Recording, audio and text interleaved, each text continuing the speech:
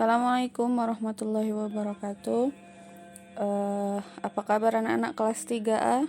Dengan Ustazah Yuniarti di sini. Semoga dalam keadaan sehat selalu. Mari bersama kita menjaga kesehatan. Insya Allah wabah ini akan menjadi sebuah pembelajaran bagi kita semua bahwa menjaga kesehatan bersama keluarga senantiasa harus sama-sama kita jaga. Baiklah, kali ini kita akan belajar bahasa Indonesia yang pembelajaran subtemanya tentang menceritakan, mendengarkan, dan menanggapi sebuah peristiwa. Dalam kehidupan kita sehari-hari sudah tentu kita akan mengalami sebuah peristiwa, pengalaman pribadi ya gitu. Nah di dalam peristiwa itu kita akan belajar bagaimana caranya menceritakan sebuah peristiwa. Ketika sudah diceritakan maka kita siap juga menjadi seorang pendengar dari sebuah peristiwa itu, dan kita juga siap juga akan memberikan sebuah tanggapan dari peristiwa apa yang sudah kita dengar itu.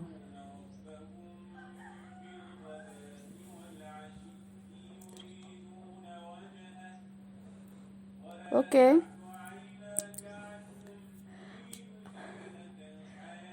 Dalam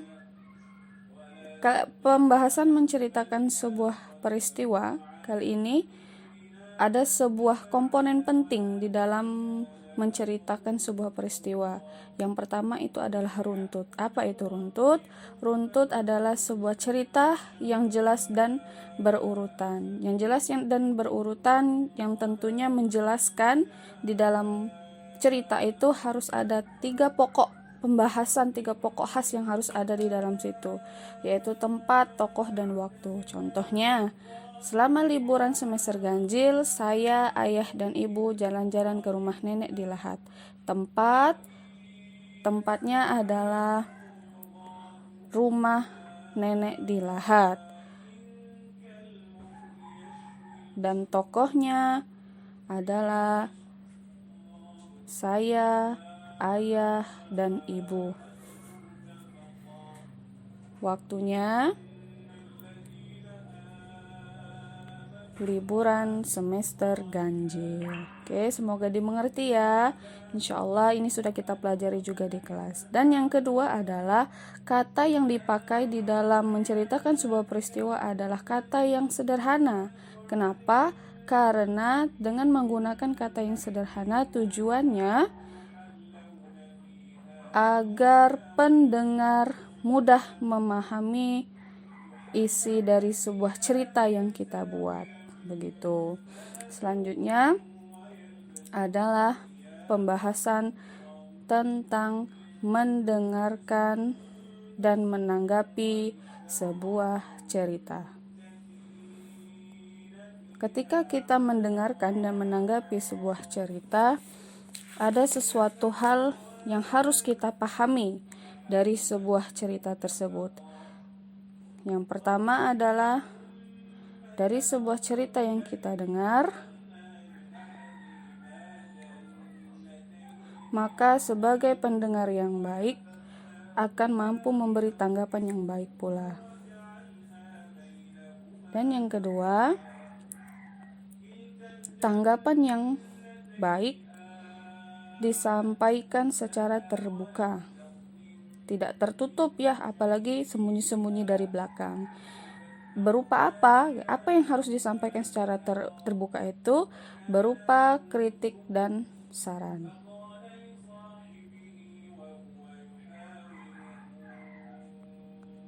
Kritik dan saran ini disampaikan dengan sopan. Kritik itu adalah sebuah pernyataan yang jika memang itu tidak baik maka disampaikan, dan saran itu bagaimana cara pemecahan dari sebuah kritik itu sendiri. Selanjutnya kita yang kedua adalah sportif gitu. Jadi di dalam sebuah menanggapi dan mendengar sebuah cerita itu tidak hanya mencari kesalahan, tapi sampaikan kelebihan atau kebaikan dari cerita tersebut. Jangan sampai kita hanya menyalahkan dari cerita yang teman kita sampaikan. Contohnya dalam sebuah cerita dengan judul Membuat Parasut, halaman 130 di buku Bahasa Indonesia ya, silakan dibaca sendiri. Ini Ustazah kasih contohnya tanggapanku, apa yang sudah dilakukan oleh anak tersebut sangat baik karena ia telah berinisiatif dan kreatif membuat parasut sendiri sehingga ia bisa menabung dengan uang penghasilannya. Sedangkan contoh yang kedua di buku Bahasa Indonesia juga dalam Wacana Sweater Buatan Ibu di halaman 132. Contoh tanggapannya, seharusnya Rino tidak boleh kesal dengan ibunya karena apa yang diminta oleh ibu adalah untuk kebaikannya. Tapi Rino juga sudah bagus dengan meminta maaf kepada ibu atas penyesalannya itu. Oke, anak-anak sekalian, itu tadi pembahasan kita tentang menceritakan, mendengarkan, dan menanggapi sebuah cerita. Dari pembahasan ini kita ada penugasan ya gitu. Yang pertama penugasannya adalah menceritakan pengalaman pribadi tentang masa karantina selama peristiwa wabah COVID-19 atau Corona. Dan tugas yang kedua, memberikan tanggapan dari cerita yang sudah disampaikan temannya. Tanggapannya dibuat dalam bentuk video. Dua penugasan ini dibuat dalam bentuk video. Anggap saja kayak ngeplok gitu.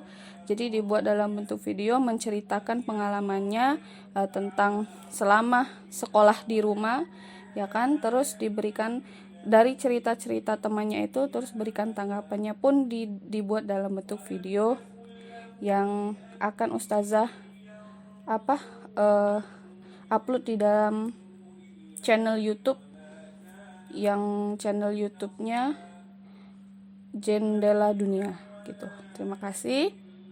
Wassalamualaikum warahmatullahi wabarakatuh.